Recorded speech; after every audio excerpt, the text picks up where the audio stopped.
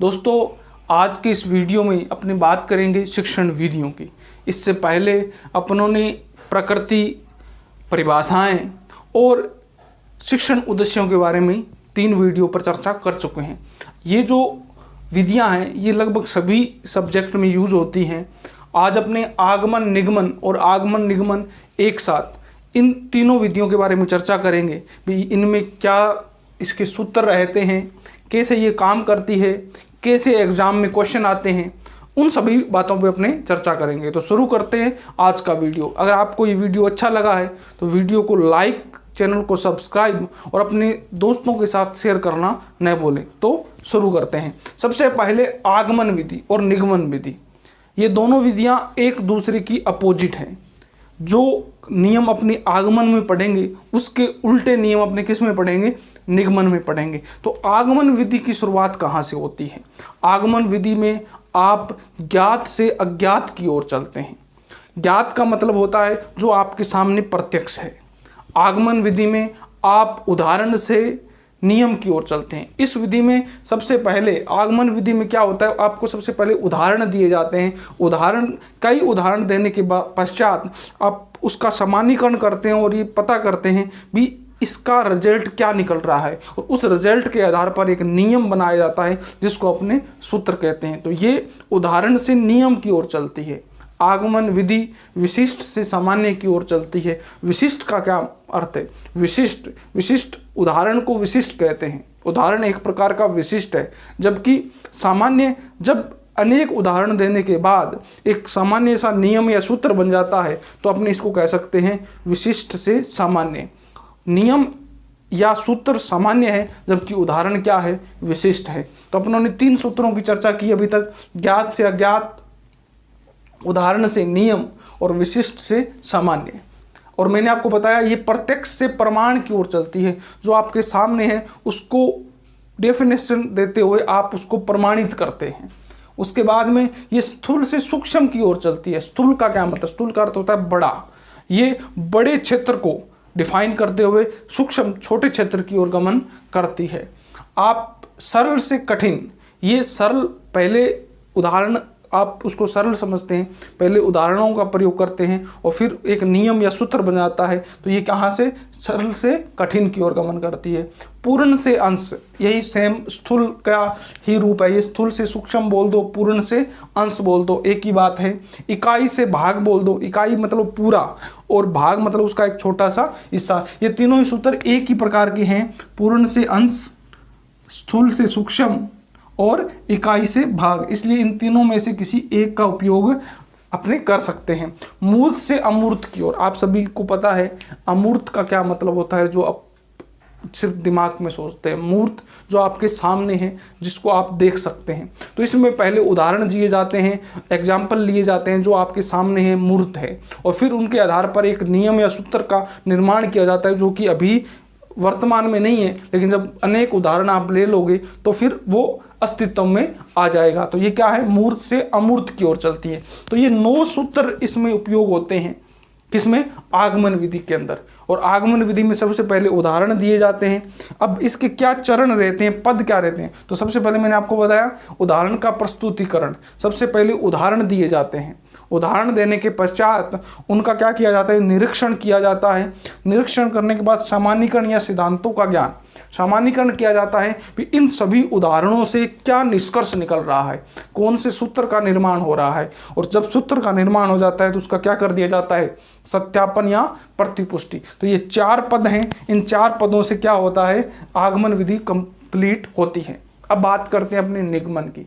तो निगमन विधि इसकी उल्टी है, मैंने आपको पहले ही स्टेप में बताया था। तो इसमें जो ये सूत्र जो अपनों ने ये पढ़े हैं, ये उल्टे पढ़े जाएंगे। इसमें नियम से उदाहरण चलेगा। निगमन विधि उच्च कक्षाओं में उपयोग होती है। इसमें सबसे पहले आपको जब भी अगर आप मैथ पढ़ रहे हैं तो आपको पहले ही सूत्र बता दिया जाएगा। आप साइंस या हिंदी पढ़ रहे हैं तो आपको नियम या सिद्धांत बता दिए जाएंगे, और उन सिद्धांतों के आधार पर आपको क्या दिए जाएंगे, उदाहरण दिए जाएंगे। इस प्रकार ये कंसेप्ट क्लियर होता है। तो मतलब ये जो विधि है नियम से उदाहरण की ओर, ये उच्च कक्षाओं में उपयोग होती है निगमन विधि। फिर प्रमाण से प्रत्यक्ष की ओर चलती है। अज्ञात से ज्ञात, इसमें पहले ही आपको अज्ञात सूत्र, अज्ञात सिद्धांत या अज्ञात नियम, जैसे आप संधि पढ़ रहे हैं तो आपको बता दिया जाएगा भी दीर्घ संधि का ये सूत्र है, और फिर उसके बाद में उदाहरण दिए जाएंगे। तो ये अज्ञात से ज्ञात, सामान्य से विशिष्ट, सामान्य सा सूत्र बताया जाएगा और फिर उसके लिए विशिष्ट उदाहरण प्रस्तुत किए जाएंगे। अब कठिन से सरल, अब कठिन है सूत्र क्योंकि सूत्र आपको रटना पड़ेगा, और जबकि सरल क्या होते हैं, एग्जाम्पल जो आप आराम से अपने, जो आपके भी प्रयोग में आ रहे हैं, आपके व्यवहारिक जीवन में उपयोग हो रहे हैं, उनको आप सरल रूप से समझ सकते हैं, जबकि जो नियम है वो कठिन होते हैं, आपको रटने पड़ते हैं। अंश से पूर्ण, इसमें क्या होता है, पहले छोटे भाग को पढ़ा जाता है और फिर बड़े भाग की तरफ चलते हैं, यही इसका है, भाग से इकाई की ओर चलते हैं। और अमूर्त से मूर्त, अमूर्त क्या है, जो नियम आपको पता ही नहीं है, सिर्फ आप पर थोप दिया गया है, वो अमूर्त है। और फिर आपके सामने जो एग्जाम्पल होते हैं वो क्या होते हैं, मूर्त होते हैं। तो अमूर्त से मूर्त की ओर चलती है ये निगमन विधि। अब इसके जो स्टेप क्या रहते हैं, इसमें सबसे पहले आपको क्या बताया जाता है, मैंने कहा इसमें सबसे पहले आपको नियम बताया जाता है, सिद्धांत बताया जाता है। तो इसमें विशिष्ट उदाहरण प्रस्तुतिकरण की जगह निगमन विधि में क्या होता है, सबसे पहले क्या दिया जाता है, सिद्धांत का ज्ञान होना चाहिए, सामान्यीकरण होना चाहिए। सबसे पहले सिद्धांत को बताया जाता है, उसके बाद में उसका निरीक्षण किया जाता है, फिर उदाहरण दिए जाते हैं और फिर सत्यापन या प्रतिपुष्टि होती है। सीधी सी बात है, जो उदाहरण वाला पहला स्टेप था वो आपका निगमन विधि में तीसरे नंबर पर आ जाएगा, और जो तीसरे नंबर का सिद्धांत या सामान्यीकरण था वो कहाँ आ जाएगा, पहले नंबर पर। और जो 2 नंबर और 4 नंबर स्टेप है वो ऐसे के ऐसे ही रहेंगे। अब अपनी बात करते हैं भी एग्जाम में क्वेश्चन कैसे आएगा। क्वेश्चन आपको ये स्टेप पूछ सकता है, कौन सा कर्म है, तो इसलिए आपको कर्म याद रखना है। उसके अलावा ये 9 के 9 सूत्र आपको कंठस्थ करने हैं। इन 9 सूत्रों को मैंने आपको समझा दिया है, आप उनको रट भी सकते हैं, और इनमें से ही आपको 3 नियम देगा और एक नियम को क्या कर देगा, इसको उल्टा कर देगा, सामान्य से विशिष्ट लिख देगा, और पूछ सकता है इसमें से कौन सा नियम आगमन विधि का नहीं है। तो कौन सा होगा, सामान्य से विशिष्ट, क्योंकि सामान्य से विशिष्ट किसका है, निगमन विधि का। इस टाइप से क्वेश्चन इसमें से पूछा जाता है, और लगभग हर एग्जाम में इस टाइप का क्वेश्चन आता ही आता है। दूसरा क्वेश्चन आता है गुण और कमी के आधार पर। तो गुण क्या है इसके, कमी क्या है, वो अपने पढ़ेंगे। अपनों ने, मैंने आपको बताया, सबसे पहले उदाहरण दिए जाते हैं आगमन विधि में, और फिर क्या होते हैं, नियम बनता है। तो ये एक मनोवैज्ञानिक तरीका है, इसलिए आगमन विधि कौन सी विधि है, मनोवैज्ञानिक। जबकि उसमें पहले ही आपको नियम बता दिया जाता है और फिर उदाहरण दिए जाते हैं, तो वो निगमन विधि कौन सी विधि है, अमनोवैज्ञानिक विधि है। अब इसमें जो आगमन विधि है, इसमें छात्र और अध्यापक दोनों क्रियाशील रहते हैं, क्योंकि पहले उदाहरण दिए जाते हैं, फिर छात्रों से ही बुलवाया जाता है भी आप इसमें क्या समझ रहे हैं, किस नियम का निर्माण हो रहा है। जबकि निगमन विधि में सबसे पहले छात्रों पर थोप दिया जाता है भी आपको ये सूत्र याद करना है, इसके आधार पर आपको इन क्वेश्चनों को हल करना है। तो ये जो निगमन विधि है वो अमनोवैज्ञानिक विधि है। छात्र और अध्यापक क्रियाशील नहीं रहते हैं, सिर्फ अध्यापक क्रियाशील रहता है और रटने पर बल देती है। तीसरा, ज्ञान स्थायी होता है, क्योंकि जब आप स्टेप बाय स्टेप चलते हैं, सबसे पहले उदाहरण देते हो, फिर उन उदाहरणों के आधार पर निष्कर्ष निकालकर नियम समझ में आता है। और मैथमेटिक्स का भी ये नियम है, क्योंकि आप जब जितनी ज़्यादा प्रैक्टिस करोगे तो उतने ही ज़्यादा ट्रिक्स अपने आप आपके दिमाग में बन जाएगी कि आपको इस क्वेश्चन को सॉर्ट कैसे करना है। प्रैक्टिस करत कर्तव्यात जड़मति होत सुजान, ये भी आपने कहावत सुनी होगी। तो यही है भी आपको ज्ञान स्थायी हो जाता है आगमन विधि में, जबकि निगमन विधि में रटने पर बल देती है, इसलिए प्राप्त ज्ञान क्या होता है, अस्थायी होता है, कुछ समय बाद आप उसको भूल जाते हो। फिर जो आगमन विधि है, इसमें आप उदाहरणों के हिसाब से आधार पर क्या करते हैं, नियम का निर्माण, सूत्र का निर्माण, ट्रिक का निर्माण करते हैं, इसलिए खोजी प्रवृत्ति को जन्म देती है। जबकि जो निगमन विधि है उसमें किसी प्रकार का कोई खोज नहीं होती, सिर्फ आप रटते हैं, इसलिए इसका वातावरण होता है वो नीरस होता है। अगला, उच्च प्राथमिक स्तर तक की कक्षाओं के लिए आगमन विधि उपयोगी है, और हिंदी पढ़ते हैं तो उच्च प्राथमिक कक्षाओं तक ही, प्राथमिक कक्षाओं के लिए व्याकरण की सबसे बढ़िया विधि भी कौन सी होती है?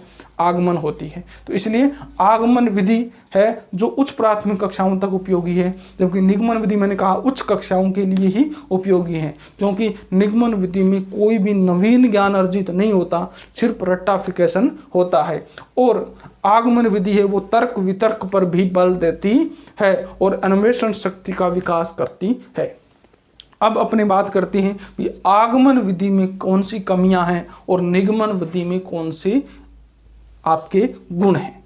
तो सबसे पहले आगमन विधि अधिक समय लेती है, क्योंकि पहले उदाहरण फिर नियम, बहुत लंबा प्रोसेस हो जाता है एक ही क्वेश्चन को करने का। तो इसके आधार पर क्या होता है, परिश्रम भी अधिक लगता है और पाठ्यक्रम भी पूरा नहीं हो पाता, क्योंकि इसके आधार पर जो मार्केट में किताबें नहीं छपी हुई है और जो छपी भी हुई हैं तो वो बहुत ही संख्या में कम है। इसलिए आगमन विधि का उपयोग करना बड़ी कक्षाओं के लिए बढ़िया नहीं है, इसलिए बड़ी कक्षाओं में निगमन विधि का उपयोग किया जाता है। निगमन विधि के आधार पर ही लगभग मार्केट में किताबें हैं। क्वेश्चन ये भी आ सकता है कि जो अपनी किताबें यूज करते हैं बड़ी कक्षाओं के लिए वो किस विधि पर आधारित है, तो निगमन विधि पर।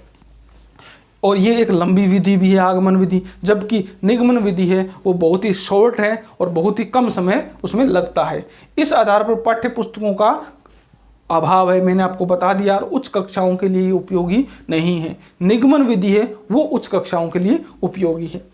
अब इसका उल्टा निगमन विधि में होगा, कम समय में अधिक ज्ञान प्राप्त हो जाता है, सही है। गणित शिक्षण सरल होता है। गणित शिक्षण सरल कैसे होता है, क्योंकि कई नियमों का निर्माण करना नहीं चाहते, वो सिर्फ चाहते हैं कि हमें इस क्वेश्चन का सॉल्यूशन मिल जाए। तो सिर्फ आपको सूत्र रटना है और आपको सॉल्यूशन मिल गया। आपको किसी भी प्रकार की खोज करने की जरूरत नहीं है, किसी भी प्रकार का अन्वेषण करने की जरूरत नहीं है। तो इस प्रकार ये सरल हो गई। स्मरण शक्ति का विकास, मतलब रटने पर बल, आपको याद करने की शक्ति का विकास होता है। व्यवहारिक विधि है, सबसे ज़्यादा व्यवहार में कौन सी विधि आती है, तो निगमन विधि। क्वेश्चन आया हुआ है, व्यवहारिक विधि है आगमन निगमन दोनों या उपयुक्त में से कोई नहीं, तो कौन सी है, निगमन विधि। गति तीव्र है, बहुत तेज गति से इसमें आपको पाठ्यक्रम करवाया जाता है, कम परिश्रम लगता है और अन्वेषण शक्ति का विकास नहीं होता, और इसमें जो होता है अन्वेषण शक्ति का विकास होता है। तो ये थी मुख्य बातें जो अपनों ने आज आगमन निगमन पर चर्चा की। हिंदी में एक क्वेश्चन और आता है भी आगमन निगमन दोनों एक साथ भी पढ़ी जाती है, और दोनों एक साथ इसलिए पढ़ी जाती है क्योंकि आगमन और निगमन को एक साथ पढ़ने पर व्याकरण का ज्ञान बहुत अच्छी तरीके से दिया जा सकता है। इसलिए अगर क्वेश्चन इस टाइप से आए भी व्याकरण का ज्ञान सबसे अच्छी तरीके से किस विधि से दिया जा सकता है, तो आगमन निगमन और आगमन निगमन एक साथ ऑप्शन हो तो आपको उसको टिक करना है।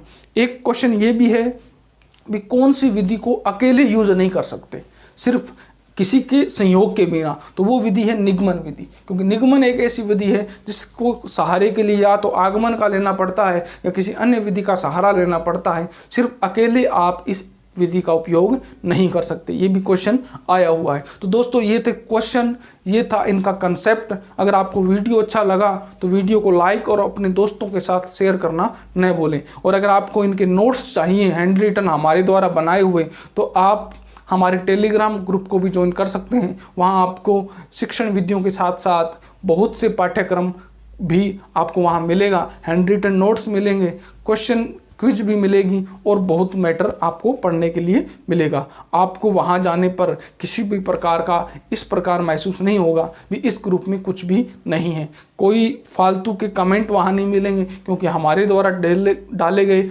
मैटर ही वहाँ पर उपलब्ध रहते हैं। ठीक है दोस्तों, अगर वीडियो अच्छा लगा तो एक बार फिर रिक्वेस्ट करूँगा लाइक कर दीजिएगा।